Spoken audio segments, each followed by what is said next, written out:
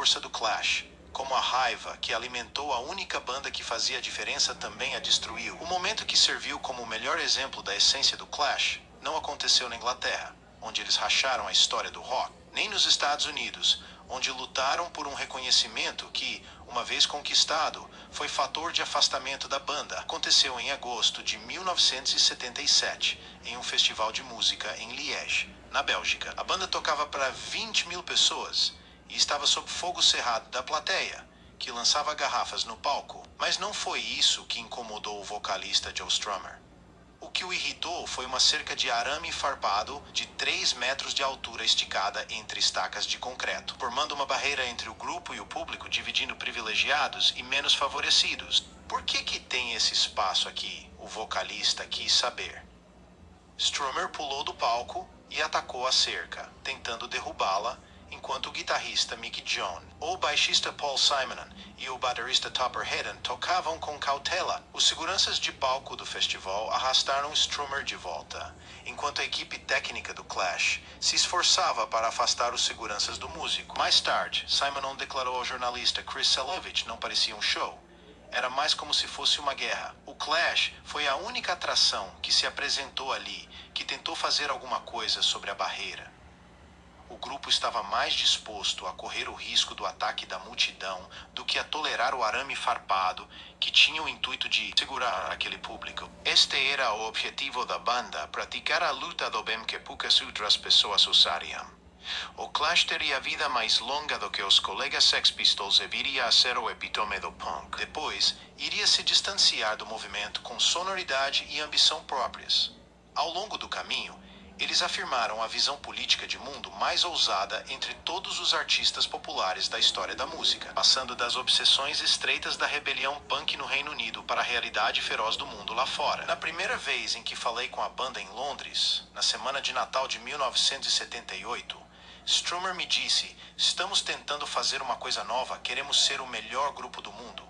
E isso também significa ser o maior. Ao mesmo tempo, estamos tentando ser radicais, quer dizer, nós nunca vamos querer ser de fato respeitáveis. E talvez essas duas coisas não possam existir juntas. Mas nós vamos tentar. Mas a história do Clash não tem a ver só com ideais. Também tem a ver com poder, com quem o detém ou não no mundo real. E na banda. Depois do fim de sua missão, o Clash tinha sofrido desprezo, corações despedaçados e traição pelas mãos uns dos outros. Mick Jones, Joe Strummer e Paul Simonon, os 3 integrantes duradouros da banda, vinham todos de famílias dilaceradas. Jones, que compôs e arranjou a maior parte das músicas da banda, nasceu em junho de 1955.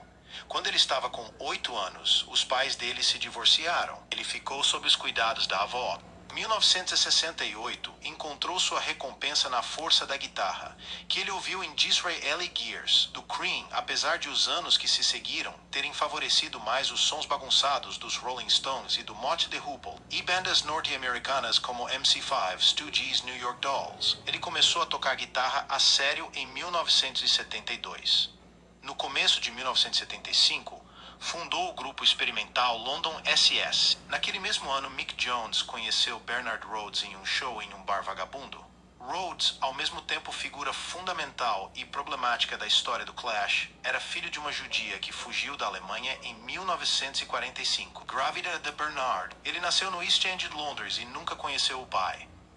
Quando Mick Jones o conheceu, Rhodes estampava camisetas para o empresário Malcolm McLaren na controversa Boutique Sex, localizada na Kings Road, em Londres. Ele tinha examinado gente de Nova York, como Patti Smith, Television e Ramones, e estava determinado a levar aquele som e atitude para Londres, tendo como alvo os hábitos sociais tacanhos dos britânicos. Encontrou seus meios no Sex Pistols, banda montada por um cliente da Sex, o guitarrista Steve Jones. Quando Rhodes apresentou McLaren a John Lydon, o Sex Pistols estava pronto para passar à notoriedade e ao status de lenda. Rhodes queria uma banda para controlar. Em Mick Jones, ele viu um garoto interessado em aprender. Rhodes estava em busca de um equivalente de Johnny Rotten, e Jones acreditava que tinha encontrado essa pessoa no magricela Paul Simonon. Ele também vinha de uma família despedaçada. Quando Jones conheceu Simonon, gostou do visual do rapaz de fala mansa, botas de cowboy, cabelo curto espetado para cima, gingada distraída, mas Simonon cantava fora do tom. Ainda assim, Rhodes convenceu Jones a ensiná-lo a tocar baixo. Jones tinha se tornado um letrista prolífico, mas não tinha voz feral, e era isso que Rhodes queria: um líder capaz de contar verdades sem vacilar.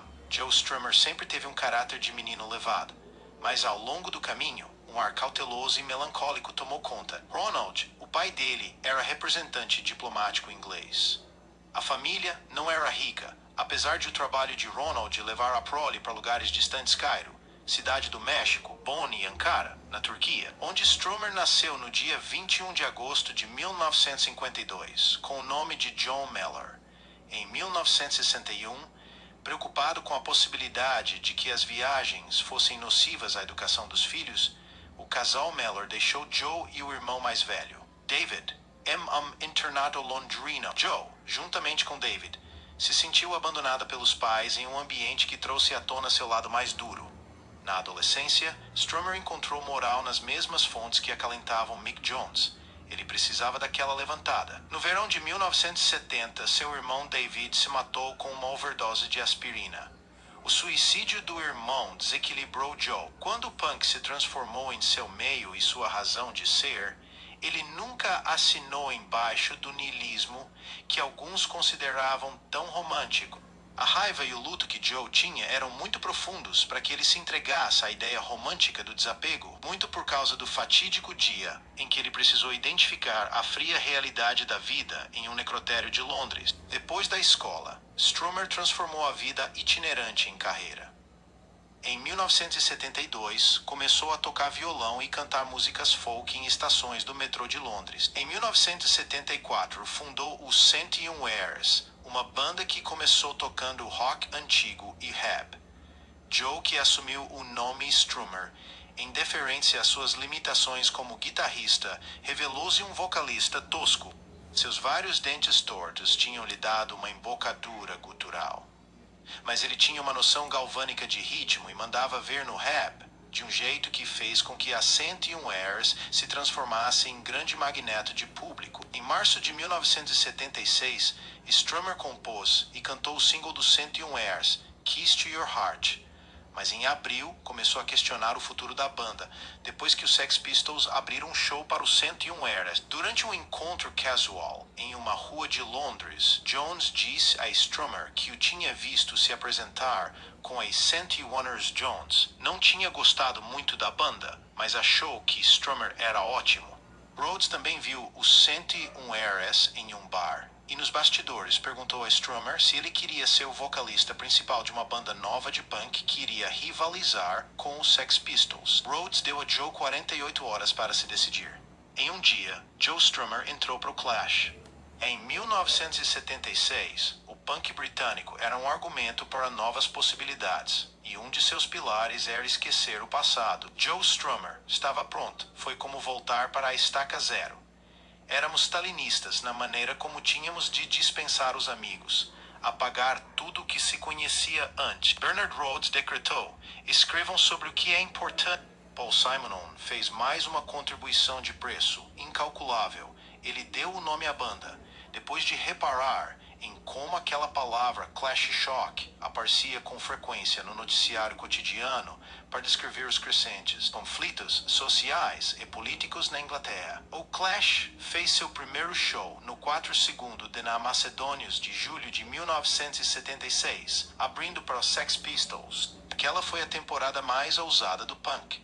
A Frente Nacional, organização de direita que se mostrava abertamente racista, estava em ascensão em meados da década de 1970 e tinha lutado com violência contra grupos de esquerda nas ruas de Londres. Muitos punks ainda não tinham refletido sobre as implicações políticas de seu movimento, mas o Clash já sabia de que lado estava. Joe Strummer encontrou sua voz. Em White Riot, o primeiro single da banda março de 1977, ele foi direto. Todo o poder está nas mãos das pessoas que são ricas o suficiente para comprá-lo. Você vai assumir o poder ou vai receber ordens. Com White Riot, o Clash ganhou terreno como o centro moral do punk. Enquanto os Sex Pistols falava do lado escuro do coração e de todas as coisas, o Clash almejava o bem, apesar de não negar a existência do mal. Johnny Rotten cantava o negativismo raivoso de maneira magnífica, mas aquilo podia ser tomado como uma permissão para comentar situações sem saída. O destaque crescente do Clash também serviria para desafiar de maneira inesperada sua credibilidade. Em janeiro de 1977, Rhodes fez a banda assinar contrato com a CBS Records por 100 mil libras. A CBS era uma das maiores gravadoras do mundo, e a ideia de contratar renegados como Clash incomodou muita gente na empresa. Mas a banda foi referendada por Maurice Oberstein, diretor-gerente da divisão do Reino Unido da CBS. Já Mark Perry, que tinha defendido a banda em seu fanzine punk, Sniffin' Glue, disse: "Eu fiquei imensamente decepcionado e falei o que pensava. Minha grande frase foi: o punk morreu no dia em que o Clash assinou com a CBS." As críticas incomodaram o Clash, mas também incentivaram a banda a produzir o primeiro álbum monumental do punk. The Clash, lançado em abril de 1977, mostrava a banda raivosa, mas em sintonia com a sensibilidade pop. A cover melancólica de Police and Thieves, de Junior Murvin, mostrou uma afinidade pelo reggae, algo fértil para a banda. O trabalho vendeu bem no Reino Unido, atingindo o número 12 na parada de álbuns do país, para o espanto de muita gente na CBS. Nos Estados Unidos, a Epic Records, pertencente à CBS, recusou o álbum e insistiu para que a banda viesse com algo mais lapidado antes de apresentá-la ao gosto dos norte-americanos. A CBS tinha garantido ao Clash controle criativo sobre sua obra, mas o selo tinha o direito de se recusar a lançar seus álbuns. O baterista Topper Headon tinha substituído Terry Chimes. Durante sessões que se estenderam por boa parte de 1978, Pearlman e o Clash criaram um som menos frenético do que o do primeiro álbum, mas que estava longe de ser limpo. Mick Jones, que já se sentia preso pelo dogma do punk de construções harmônicas e rítmicas rígidas, fez hora extra com Pearlman para construir o urro titânico do novo álbum. Voltaremos no próximo episódio. Se você gostou, dê um like, compartilhe e continue acompanhando os nossos vídeos. Esse é o canal Histórias do Punk Rock. Até uma próxima, galera.